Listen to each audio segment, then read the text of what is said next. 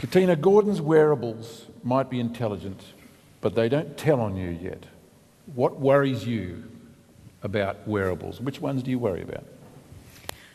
I worry about the wearables that tell companies everything that we do, when we go to sleep, what we eat, what we're doing in our homes, human activity monitoring. And I'm worried about those companies that don't only own the handsets and your data, but they also own your insurance policy. So many of you would not know that Samsung, for example, is one of the biggest insurers in the world.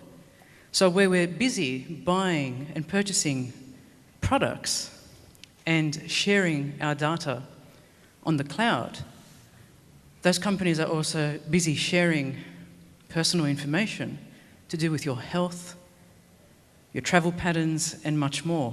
So would they know that you're bungee jumping and knock you back for a claim as a result? So most wearables have an average of about 14 sensors. These are things that measure how fast you're walking, whether you're going up or down stairs, whether you've got temperature, a pulse rate going at 70 or 100, and potentially you can derive certain things like whether you're drinking heavily, potentially smoking, eating fatty foods, or just a hermit, an outcast potentially. You don't have something that's normalized.